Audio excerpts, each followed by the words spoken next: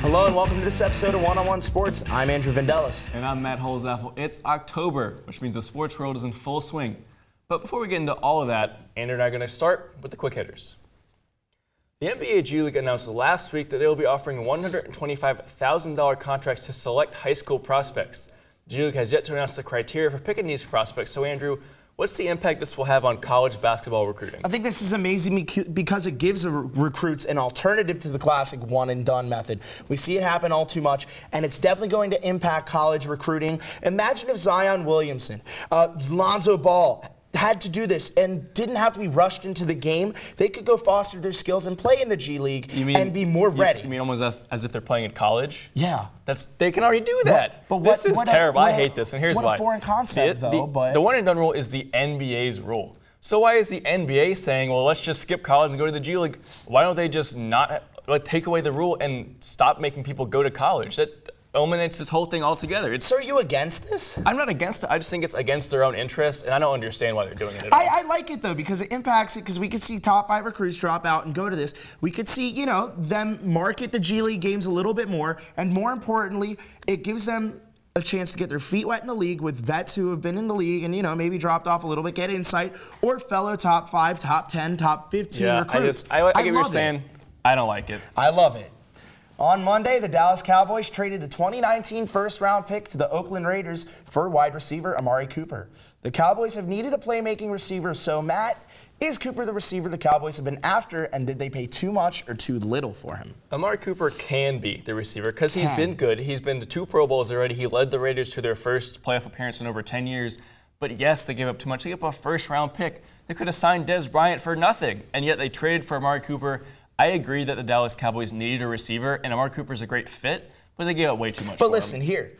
The Raiders now have 3 first-round picks next year, and they're blowing it all up. We know this. I think they're going to tank, and they're going to take Dallas's playoff hopes right with them. No, Amari Cooper is not going to make them a playoff team or help their chances to win the division. I don't think he meshes well with Dak's playing style as well. Dak has had his issues as well with an offensive line that wasn't as good as it nearly was. But Amari Cooper is not going to be the make or break person for this team. He is a great wide receiver. He's very solid, but he's not a number 1 wide receiver when you have a mobile quarterback and a star running back in the same lineup. Dak Prescott has some problems that he needs to work out. He's clearly not the same quarterback we saw last year. My thing is this. John Gruden said that Oakland isn't tanking.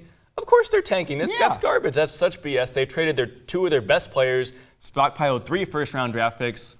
Either way, they're tanking. Score 1 for Gruden for getting a first-round draft pick and now, giving him a chance in that 10-year contract. Exactly.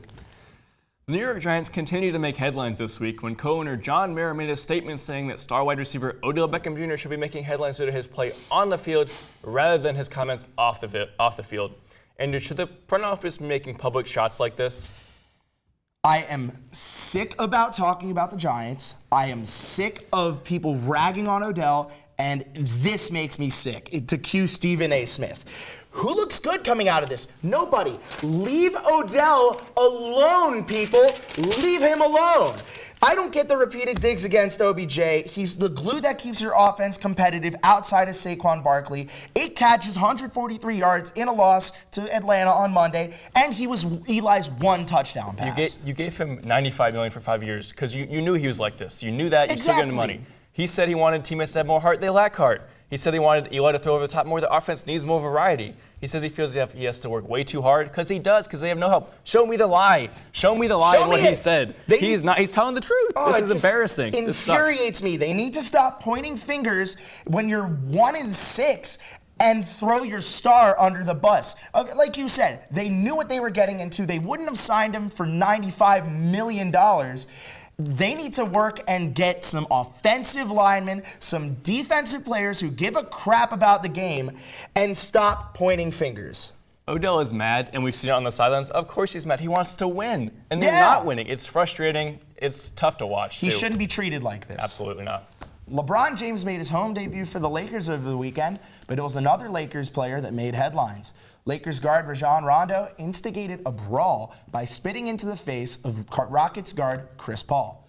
Matt, what is happening here? What are the repercussions? What's happening? What's happening is we're seeing a making of a great rivalry in the Western Conference. I love this. Obviously, I'm not for the throwing punches and spitting on players. That's got to go. No. But these are two teams that are competing to be the runner-up to the Western Conference behind Golden State. And who cares if they have a great rivalry? I like it. Maybe stop throwing punches, though. Rondo said that Chris Paul isn't a good guy, and repercussions have come out. Woj said that Brandon Ingram's going to get 4 games, Rajon Rondo's going to get 3 games, Chris Paul gets 2 game suspension. I agree, it's a beautiful start to a rivalry that'll culminate in the first or second round of the playoffs, which the Warriors will dominate once again. Yeah, I like Brandon Ingram coming across court to defend his teammates, but look, he doesn't want any of PJ Tucker. PJ Tucker's a tough dude.